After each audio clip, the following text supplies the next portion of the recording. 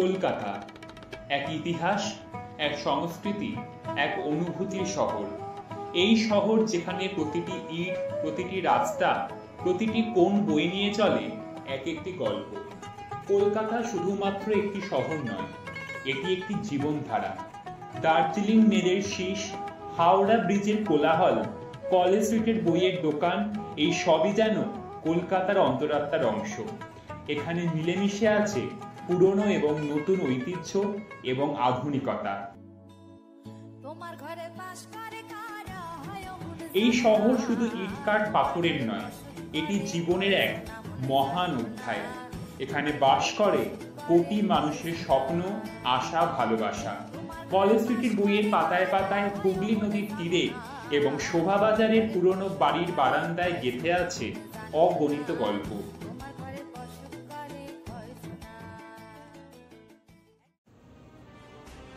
আজকের ভিডিওতে আমরা ঘুরে দেখব ভারতের স্বাধীনতা সংগ্রামী নেতাজি সুভাষচন্দ্র বসুর একটি বাড়ি, যার নাম নেতাজি ভবন। 1909 সালে সুভাষচন্দ্র বসুর বাবা জানকীনাথ বসু এই বাড়িটি নির্মাণ করেন। বর্তমানে এই বাড়িটির মালিক নেতাজি রিসার্চ ব্যুরো। সুভাষচন্দ্র বসুর ভাইপো শিশির কুমার বসুর পুত্র সুগত বসু ও তার মা কৃষ্ণা বসু নেতাজি রিসার্চ ব্যুরো পরিচালনা করেন।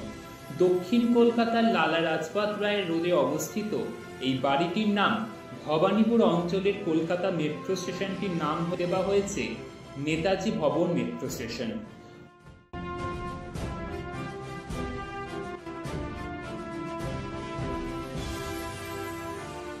তবে Rabindra Sadan metro station gate 3 থেকে বেরোলে কিন্তু 5 থেকে 10 মিনিট হেঁটে পৌঁছে যাওয়া যায় নেতাজি ভবনে। নেতাজি ভবন সোমবার বাদে বাকি সব দিন সকাল 11টা থেকে বিকেল 6টা অবধি খোলা থাকে। টিকিট মূল্য জনপ্রতি 20 টাকা। ফটোগ্রাফির জন্য আলাদা কোনো টাকা লাগবে না। তবে হ্যাঁ, 2-3 তলায় ফটো তোলা কিন্তু একেবারেই নিষিদ্ধ। নেতাজি ভবন হলো কলকাতার ভবানীপুর অঞ্চলের অবস্থিত একটি স্মারক ভবন ও গবেষণা কেন্দ্র, যেখানে সুভাষচন্দ্র বসুর জীবন ও কর্ম নিয়ে গবেষণা করা হয় এবং তার জীবনের নানান ওঠাপড়া নিয়ে প্রদর্শনী রয়েছে। মিউজিয়ামে নেতাজির ব্যবহার করা বিভিন্ন সামগ্রী রাখা রয়েছে। মিউজিয়ামের ভেতর রাখা রয়েছে নেতাজির ব্যবহার করা আসবাবপত্র এবং বিভিন্ন স্বাধীনতা সংগ্রামীর সঙ্গে তার সম্পর্কের নানান ছবি।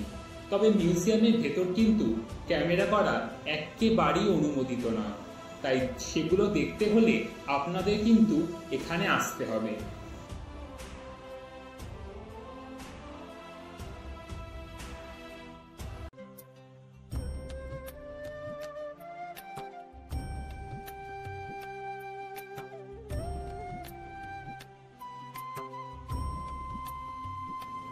(1941 সালে ব্রিটিশ সরকারের অধীনে গৃহবন্দী থাকা অবস্থায় সুভাষচন্দ্র বসু এই বাড়ি থেকে পালিয়ে বার্লিনে যান।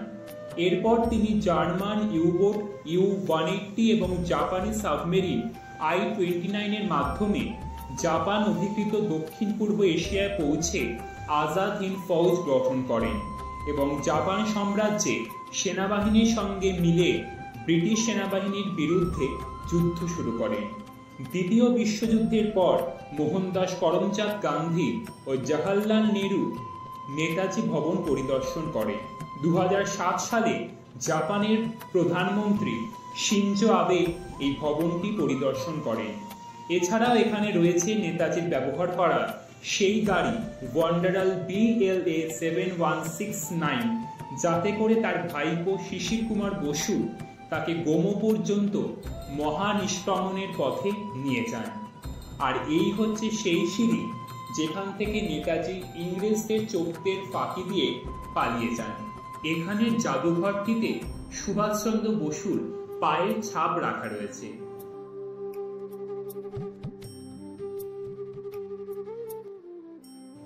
আশা করি আপনাদের ভিডিওটি ভালো লেগেছে, আর যদি ভালো লেগে থাকে তাহলে তাড়াতাড়ি চটপট একদিন ছুটির দিন দেখে ঘুরে আসুন নেতাজি ভবন।